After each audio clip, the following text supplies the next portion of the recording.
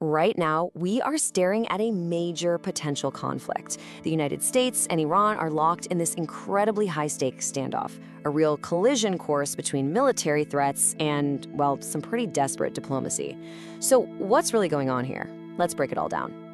On one side, of course, you've got the United States. President Trump made it crystal clear that military action isn't just some remote possibility.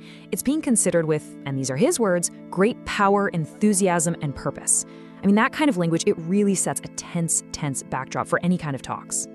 And Iran's response? Well, it's every bit as defiant. Iran's foreign minister, Abbas Araghchi, basically laid both cards on the table, side by side. The message couldn't be simpler. We can talk, or we can fight. And that, right there, is the heart of this entire standoff. So what does all this heated talk lead to? Well, it bringing us to a standoff, right on the brink. And this isn't just tough talk. These threats have had very real consequences. They've essentially frozen any chance of direct negotiations between Washington and Tehran. See, for Tehran, this is a huge matter of principle. They've been very clear that they will not come to the negotiating table with a gun pointed at their head. They're saying any talks have to be based on a fair and equitable approach, not coercion. Okay, so let's dig into the core of the disagreement. What does each side actually want here? And maybe more importantly, why is it so incredibly difficult for them to find any common ground? And this is where you can really see just how far apart they are. The US has this clear checklist: stop the nuclear program, limit your ballistic missiles, and end support for regional militias. But Iran? They have their own non-negotiable red lines. First, no talks while under threat. And second, and this one's a biggie, their missile program is completely off the table. And make no mistake, this isn't just a negotiating tactic. Iran's foreign minister could not have been more blunt, stating their missiles are the absolute core of their national defense and will never be the subject of any negotiations. So just think about that. One of America's key demands is something Iran views as essential to its survival and says it will never, ever discuss. Now, this deadlock, it's not happening in a vacuum. The stakes are unbelievably high, not just for the US and Iran, but for the entire region. And everyone there is watching with this growing sense of fear about what could happen next. Let's play this out for a second. If an attack were to happen, Iran has promised it will retaliate. And what would that even look like? Well, experts believe Iran could go after critical US military bases or key American allies in the region, places like Saudi Arabia, the UAE, and Israel. This makes the threat of war feel very, very real for a lot of nations. And that's why you're seeing something really interesting.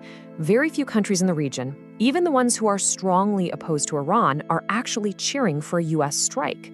There's just this overwhelming fear that even a so-called limited conflict could quickly spiral out of control and ignite a devastating regional war that absolutely nobody wants.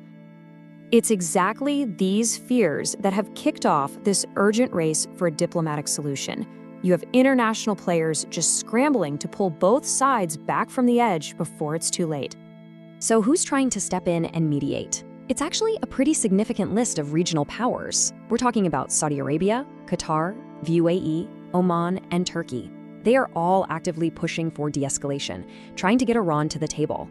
Turkey especially has really stepped up, offering to be a direct go-between. And it makes a lot of sense, right?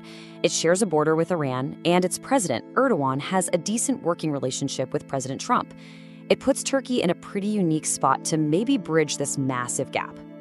The Turkish foreign minister, Hakan Fidan, really summed up the whole diplomatic point of view perfectly. He basically said, look, with all the problems we already have in this region, starting another conflict is just not going to benefit anyone. The focus, he said, should be on healing old wounds, not ripping open new ones.